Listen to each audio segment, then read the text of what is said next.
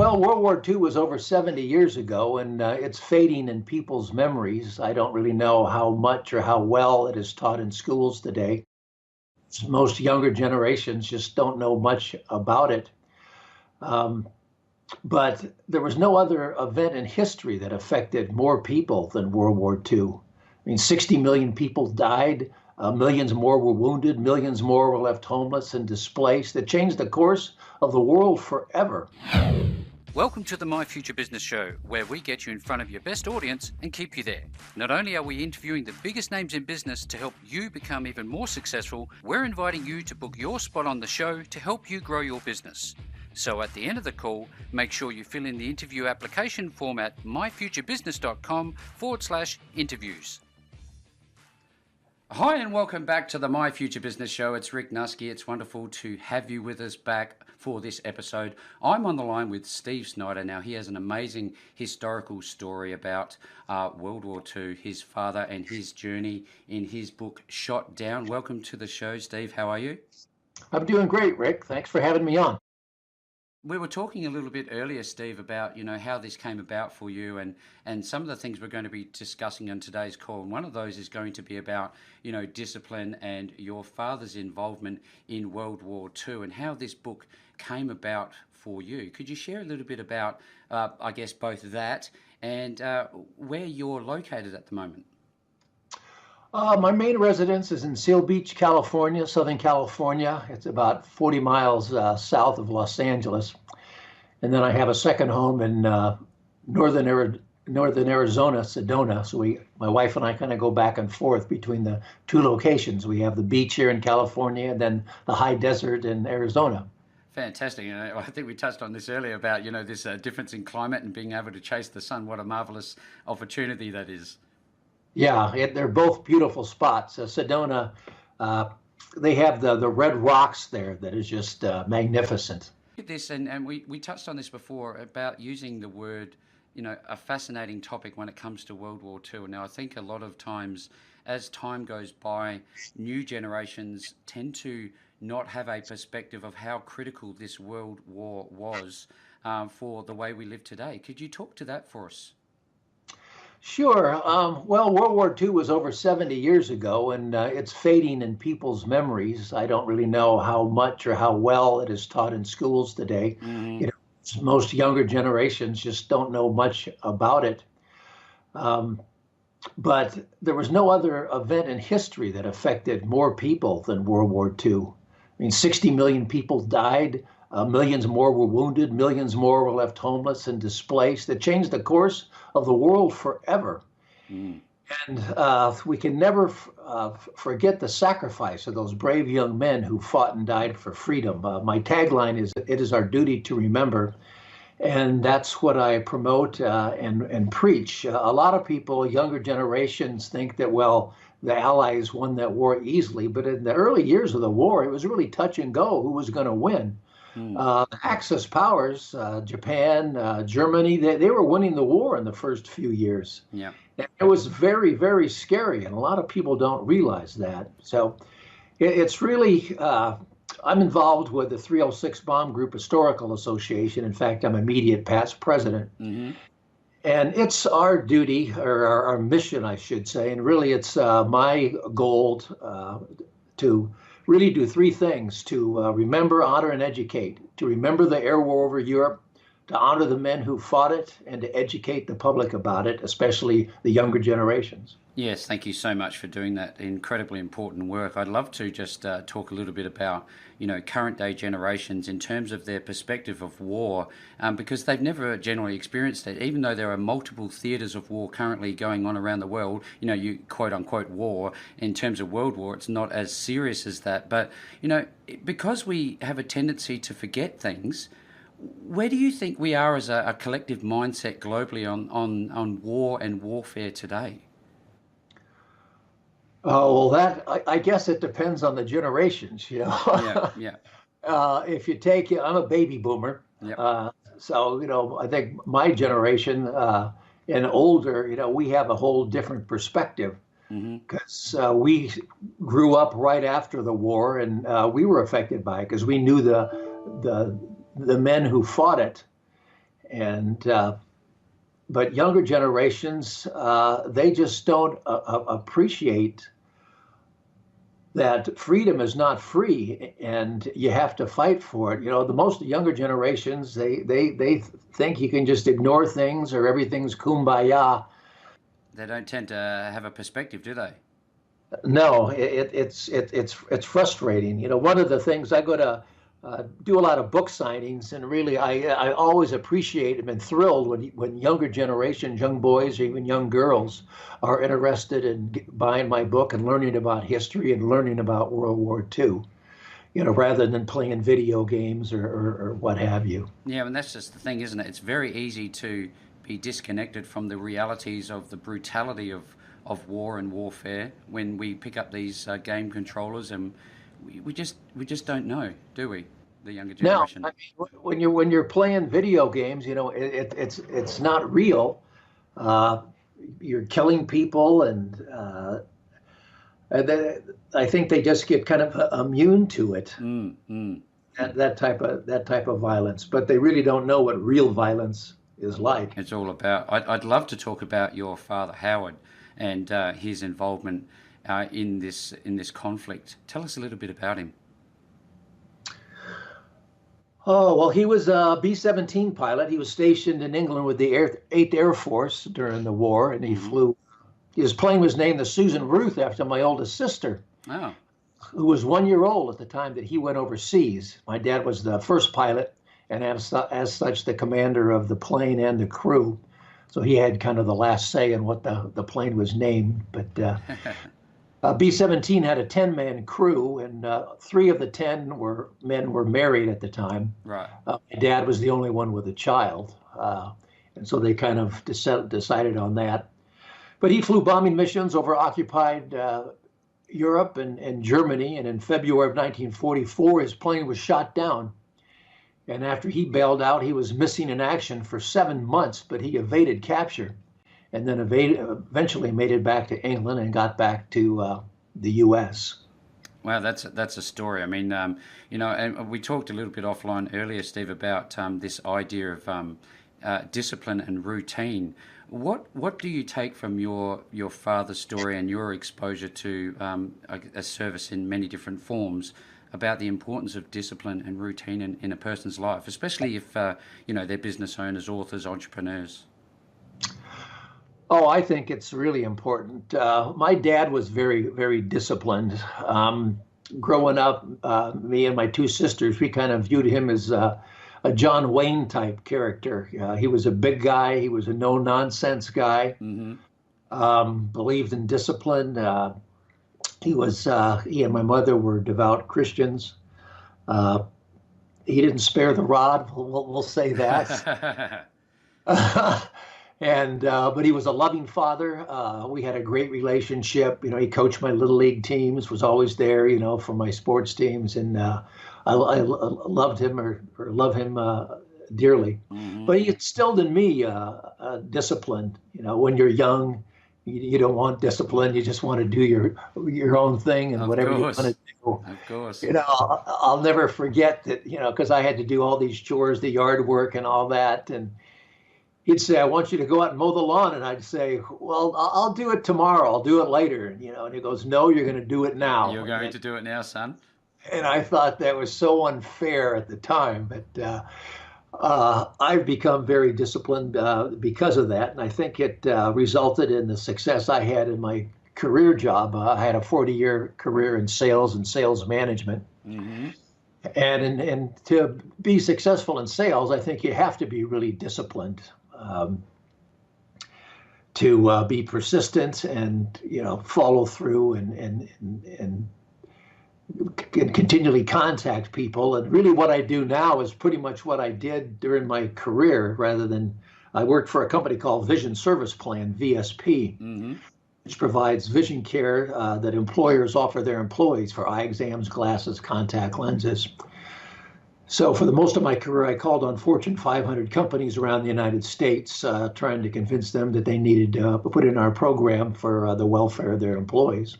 But rather than selling a vision plan, now basically I'm selling or promoting my book. Yep. So it's just a continuation. And really, I work full time at it. I am very disciplined and competitive and thorough. I have that German background in me. Oh, yes.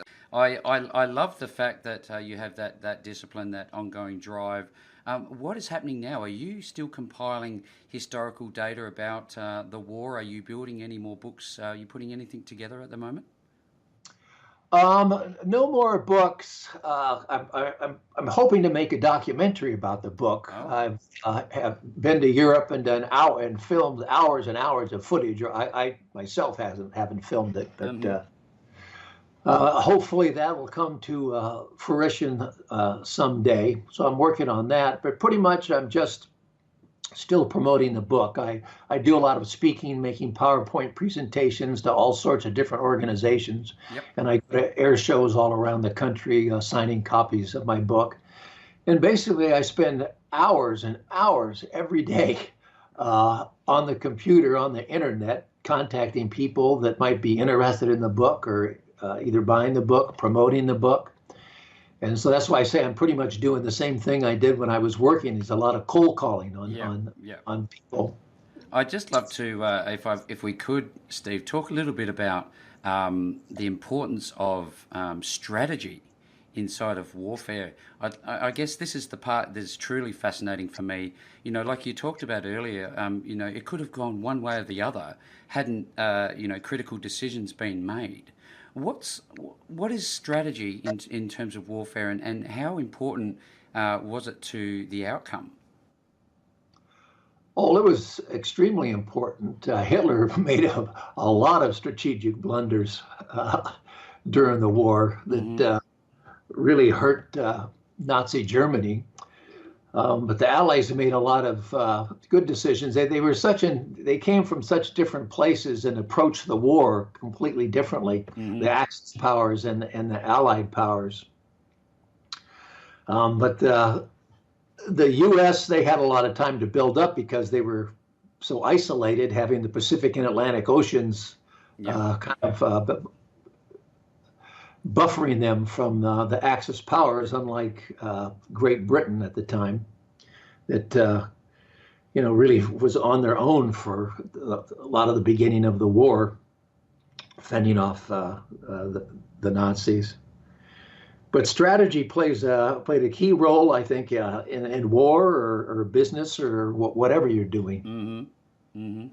I sit here and I look at that photo next to you. I was wondering if you could pull it forward to the screen and show us a little bit closer and share your dad's image with us, if that would be all right. Yeah, can Just you go up a little bit? There, can you see that okay? Yeah, that's fantastic. Now, which one is Howard? My dad's down here. Ah, I see him. A B-17 had a 10-man crew, 4 officers. They're the ones kneeling in front. Yep. As I said, my dad was the first pilot, and then going across, you have the co-pilot, the navigator, and the bombardier, and then there were 6 enlisted men, non-commissioned officers, who were mainly gunners. And 5 of these 10 men made it back home, but 5 of them did not. Oh, wow. That's a story, isn't it? You know, they're all looking pretty dapper there. That's for sure and certain. Thank you for sharing that. Yeah, that's not the Susan Ruth. That's just a B-17 that they took their picture in front of when they got to England. I always loved the nose art here. Yeah, they're wonderful, aren't they? I always looked at the artwork of, you know, the bomber fleets, and I think to myself, how many actually are there left in the world, do you know? Well, there's about, roughly 40 B-17s that are still exist. There's only about less than 10 that actually fly. Yeah. There's the Sally B in England at Duxford, but then all the others are in the United States. And there's 6 that actually tour around the United States and take people up for rides. So do you have a particular fondness for that type of aircraft, or is that your favorite? Oh, without a doubt. Without a doubt. I shouldn't even ask that question. It should have been obvious. Yeah, when I was a little kid, my dad and I, you know, he helped me make a B-17 model when I was just young and other warbirds. It's funny. It's Yeah, funny the that B-17, without a doubt, is my favorite warbird. It's funny that you should talk about how he helped you make models because I reflect on my childhood, Steve, and I remember also getting all of these Messerschmitts and all these different types of aircraft in these little packet model things. You'd get your super glue and you'd put them all together, and at that time it seemed so innocent, and because there's no story behind it, and yet as children nowadays, or even in my era, we were brought up to just have that as part of our psyche. What do you think we can do in the future to change that? Because I don't necessarily think that that's the most appropriate way forward. That's a tough question. It's an excellent question. Like you mentioned, and like I referred to earlier, the baby boomers, we grew up right after the war. And so there were all these war movies. Yep, yep. You'd watch, you'd read books about World War II. You'd make model airplanes when I was a kid. I'd dress up in my dad's uniforms, and me and my buddies would go out and play army and soldier. Uh-huh. That's a total thing of the past. Nobody does that anymore. It's like we talked about, that the World War II is a distant memory and really doesn't register in the memory at all of the younger generations today. They look at war as a bad thing, which it is. Mm-hmm. But sometimes it's necessary, and obviously warfare has totally changed. There's no global wars anymore. It's all kind of localized or terrorist type wars. Or remote control. But I'm really not answering your question, but No, it's that's a fine. tough one to answer. It's a very difficult question to answer. I'd love if we could, Steve, to talk about one of the most impactful stories inside of your book. What one is it for you? Oh, Besides being shot down, was there another one in there? I couldn't pick just one. However, also I'd like to mention the book's just not about my dad, but it's Right. about each member of his crew and what happened to each of the men. Yep. I mentioned 5 of them made it back, 5 of them didn't. Something different happened to each guy. Yep. And it's also about the courageous Belgian people that risked their lives trying to help the men who were able to bail out of their plane. They were unbelievably brave people aiding down airmen, because if they were found out by the German secret police, the Gestapo, Yep. they'd be arrested, tortured, and either shot or sent to concentration camps. And some of the people that helped my dad and his crew, met that fate. So it's a heroic and a tragic story, all at the same time, depending on which of the 5 men made it and which of them didn't. Yeah, so with the authorship of this book, did you find it, I guess, emotionally difficult, and how long did it take for you to put together? From the time I started my research to the time the book was published was 4.5 years. Oh, wow. It took me 12 months to actually write the manuscript, and then another 8 months to publish it. I actually formed my own publishing company to publish the book. Oh, go it alone. Yeah, it's a limited liability company, and then I contracted with independent professionals for all the associated services, such as editing the book cover, Yep. Interior layout, printing the book. I called my firm Seabreeze Publishing LLC, which is the name of the street that I live on. Yep. in Seal Beach. Well, there you go. Oh yeah, I'm just loving this story. I could talk about this for hours and touch on so many different things. But where are you going next? Are you going to any air shows soon? Are you talking at any events? What's happening in your life? Yeah, well, it's kind of slow during the winter months, but it's starting to gear up now. I went down this last month and made a PowerPoint presentation at the National Museum of the Mighty Eighth Air Force in Georgia.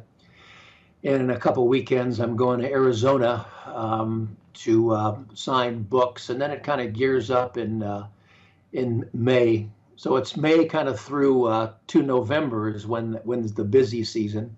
The highlight of this year, though, is the 75th anniversary of the liberation of Belgium and of my dad's plane being shot down. The liberation of Belgium was on September 2nd of 1944. Mm-hmm. And so there's huge celebrations. I've been over to several of these.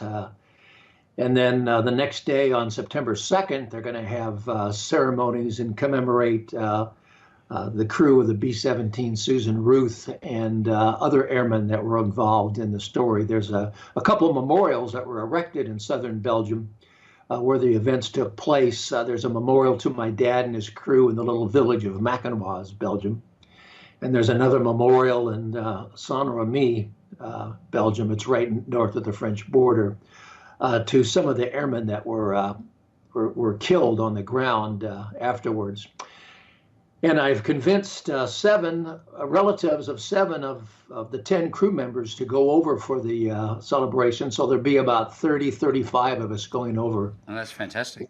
Which will be wonderful. Before I go over to Belgium, I'm going to come to visit England again. I'm going to be staying at the Swan Hotel in Bedford, which was near Thurley, where the 306 bomb group was headquartered that my dad was in. Mm-hmm. Spend a few days there, then go over to Belgium, and then after Belgium, I'm going to go down to Normandy to see all the D-Day beaches because I've never done that. Mm-hmm. And then after that, I'm going back to Munich to visit the German Luftwaffe pilot that shot down my dad's plane. Yeah, you mentioned that in your bio, Hans Berger. Yeah, that's an incredible story all by itself. It never dawned on me to try to find the German pilot that shot down my dad's plane. Oh, wow. All my dad knew is that he was attacked by two Focke-Wulf 190 fighters. But one day when I was doing my research, my wife casually asked me, well, why don't you try to find the German pilot that shot down your dad's plane, which was like, it's no big deal. And I thought, well, she doesn't know what she's talking about. It's a crazy idea. Yes. But, yeah, but like a good husband, I did what you told me. There's the boss, and then there's the real boss. Yep, we got that. And then lo and behold, I found Hans Berger. And fortunately for me, he became a translator after the war, so he speaks perfect English. Oh, and he gave me some wonderful insight that's in the book about what it was like to go up against the 8th Air Force. And we become friends. He's 95 years old now. He lives in Munich, Germany, so I don't know how many years he has left. I've been to Munich and filmed an interview with him, but since I'm going to be in Europe this fall, I thought I better get over there and try to see him because I don't know if this might be the last time or not. That is just an amazing connection there, isn't it? How you can turn around this for lack of better ways to phrase it, Steve, this hatred for one another where we shoot each other down to becoming friends with one's son. That's just an amazing turnaround. Yeah, it's my dad died in 2007. I didn't decide to write the book until 2012. Actually, my dad was he wasn't the last crew member to die, but he was the oldest at 91. Yeah. It's unfortunate that, he can't be around to see all this and meet Hans Berger, but a lot of people ask me, well, don't you, hate the guy that shot down your dad's plane? But actually, the gunners on my dad's plane shot Hans Berger down too. They shot him down. Well, look, at the end of the day, that you're in a theater of war at that time, weren't you? The perspectives were much different. Yeah, like Hans says, it was unfortunate that they had to be shooting at each other, but they were pretty much, the same on both sides. They were just these young guys trying to do a job, fighting for their countries and trying to stay alive. Yeah, look, this has been a wonderful privilege spending some time with you on the show today, Steve. Where can people find you and your book? Okay. Well, my website is stevesnyderauthor.com. There's a lot of information on there. If someone wants an autographed book, they can go to my website and order one. It's available on Amazon. There's a UK website, Book Depository. That's also a good place for people in Europe to buy the book. They have a pretty good discount and a free worldwide delivery. And it's available as a print book, softcover, hardcover, all formats of an ebook. It's also available as an audio book. Mm-hmm. There's no pictures in the audio book. The really great feature about the print book is that there's over 200 time period photographs of the people who were involved and the locations where the events took place. So you can visualize everything you're reading about. Well, look, thank you so much for sharing that insight. I will be making all of the links back to your website. Steve, it's been an absolute treat, an honour, a privilege to spend some time with you on the My Future Business show today. Well, thank you very much. It was a pleasure to be on. Again, thanks for having me. I appreciate it. Thanks for joining us today. If you enjoyed the call, then make sure to subscribe, leave a comment, share us with your friends, and book your spot on the show at myfuturebusiness.com/interviews. And if you're looking for solutions that will help grow your business, then visit myfuturebusiness.com/shop.